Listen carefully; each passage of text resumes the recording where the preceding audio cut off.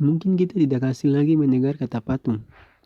Jadi, patung adalah suatu karya seni yang menceritakan tentang keadaan, situasi, atau sebuah peristiwa. Patung juga bisa digambarkan sebagai sesuatu yang sangat berharga. Contohnya seperti patung Leomi Audouin atau Dead Pointing Man, ciptaan Alberto Geometic, yang dijual dengan harga 141,3 juta US dollar atau 2 triliun rupiah. Jika di Amerika Serikat punya patung Liberty dan Brazil punya patung Christi Dead Endemir, Indonesia juga punya beberapa patung. Ya, patung-patung apa saja itu? Ini dia.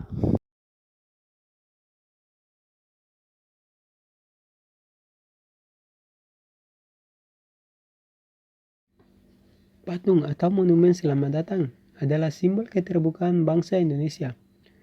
Patung sepasang manusia yang melambaikan tangan dengan menggenggam bunga menjadi pemandangan khas jika melewati di bundaran Hotel Indonesia Jakarta Pusat. Dari mimik kedua patung ini sedang menyapa siapa saja yang sedang melewatinya dari arah Tugu Monas atau Monumen Nasional. Selera dengan mimiknya, patung ini dikenal dengan nama Monumen Selamat Datang. Monumen ini dirancang untuk menyambut peserta Asia Games yang keempat di Jakarta pada tahun 1962. Banyak sekali kisah yang menceritakan tentang pembangunan patung ini yang digagas Presiden pertama I.R. Soekarno. Namun tidak ada yang banyak tahu bahwa proses pembuatan patung ini dilakukan 2 kali.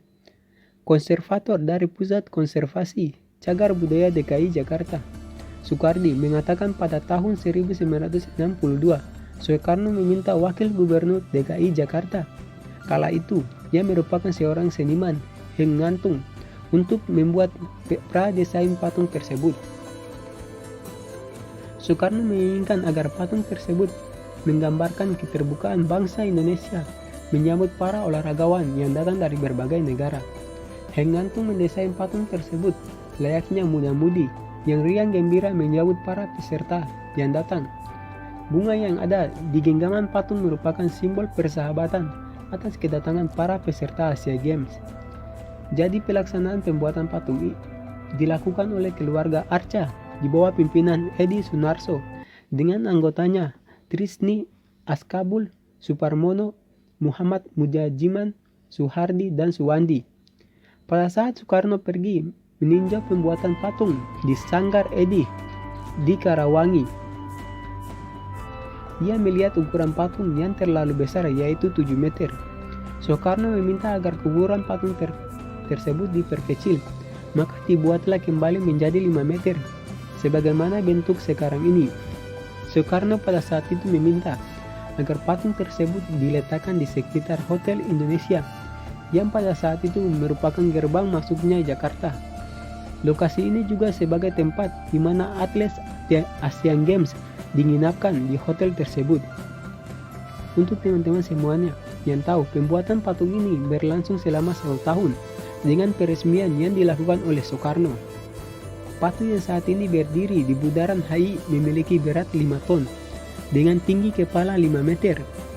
Sementara tinggi seluruhnya sampai ujung tangan 7 meter dan tinggi penyangga atau poestuk duduknya yaitu 10 meter. Bahan yang digunakan berasal dari perunggu dengan sistem cor. Puluhan tahun berdiri kokoh, patung ini membutuhkan perawatan pada tahun 2013 dengan anggaran perawatan yang dikeluarkan mencapai 2 juta dan patung ini kembali diperiksa dalam kurun waktu 5 tahun sekali.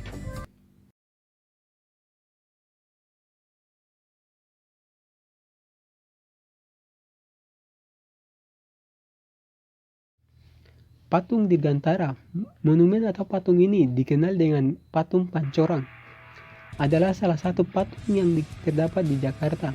Letak patung ini berada di kawasan Pancorang, Jakarta Selatan, tepatnya di depan kompleks perkantoran Wisma Aldiron Dirgantara, yang dulunya merupakan markas besar TNI Angkatan Udara. Posisinya yang strategis karena merupakan pintu gerbang menuju Jakarta bagi para pendatang yang baru saja mendarat di Bandara Halim Perdana Kusuma. Ide pertama pembuatan patung ini dari Presiden Soekarno yang menghendaki agar membuat sebuah patung yang mengenai dunia penerbangan Indonesia atau kedirgantaraan. Patung ini menggambarkan manusia angkasa yang berarti semangat keberanian bangsa Indonesia untuk menjelajahi angkasa. Patung ini dibuat pada tahun 1604 sampai 1605. Patung Dirgantara pertama kali dikonservasi pada 2014 setelah puluhan tahun selesai dibuat dan dipasang di ruang publik.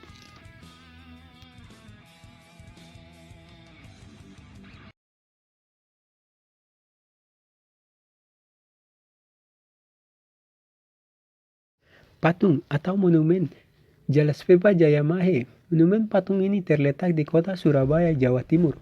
Monumen ini menggambarkan sosok perwira TNI Angkatan Laut berbusana pakaian dinas upacara PDU, lengkap dengan pedang kehormatannya, yang sedang menatap ke arah laut, serasa siap menentang gelombang dan badai di lautan. Begitu pula yang diinginkan dan diperlihatkan bahwa Angkatan Laut Indonesia siap berjaya. Patung tersebut berdiri di atas bangunan dengan tinggi mencapai 30,6 meter.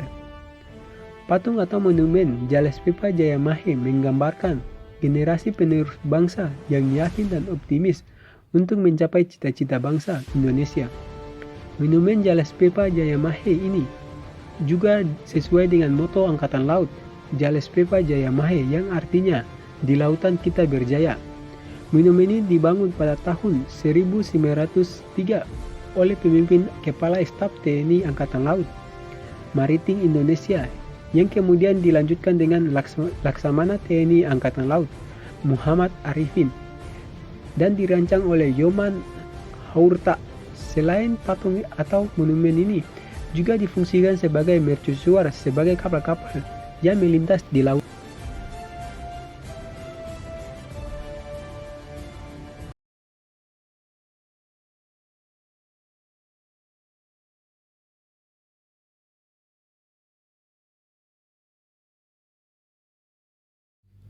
Patung atau monumen Martha Christina Tiahau.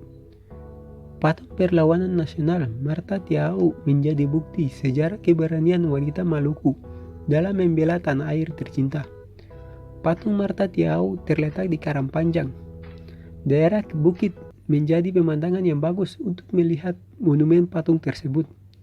Patung Christina Tiahau ditampilkan dengan membawa tombak. Dalam legenda yang mengatakan Christina melempar batu ke tentara Belanda saat pasukannya kehabisan amunisi. Karena keberaniannya yang besar dalam melawan senjata api Belanda, hanya menggunakan batu, masyarakat Maluku menyebutnya seorang wanita kabaresi atau berani. Pada monumen patung Martha Tiahau terdapat tulisan Martha Christina Tiahau, Mutiara Nusa Laut, Perlawanan Nasional RI, yang berjuang untuk mengusir penjajahan Belanda dari Maluku. Martha Christina Tiahau lahir pada tahun 1800 di suatu desa bernama Abubu di Pulau Nusa Laut, Kabupaten Maluku Tengah. Ia mempunyai seorang ayah yang bernama Paulus Tiahau, yang merupakan salah satu pemimpin perjuangan rakyat Maluku melawan Belanda. Saat dewasa, Martha Tiahau dan ayahnya bersama Thomas Matulesi atau dikenal dengan Kapiten Patimura menggempar pasukan Belanda yang berada di Pulau Saparua, Kabupaten Maluku Tengah. Christina meninggal di atas kapal perang Eversten milik Belanda dalam perjalanan ke pengasingan di Jawa. Jasad beliau dimakamkan di Laut Banda dengan penghormatan militer pada 2 Januari 1818. Itu saja cerita tentang 4 patung atau monumen yang ada di Indonesia. Jika teman-teman semua bertanya-tanya, Bang, kok cuma cerita yang pas nih, kan ada banyak monumen atau patung di Indonesia. Ya, saya cuma menceritakan tentang permintaan si Jono. Jika teman-teman semua ada rekomendasi cerita sejarah yang ingin saya bahas, mohon tulis di komentar di bawah, insya Allah nanti saya baca.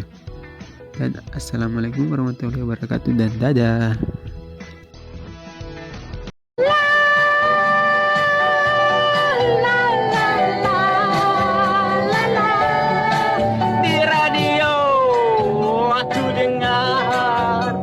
Lagu kesayanganmu, ku dalam telepon di rumahmu. Sedang apa sayangku?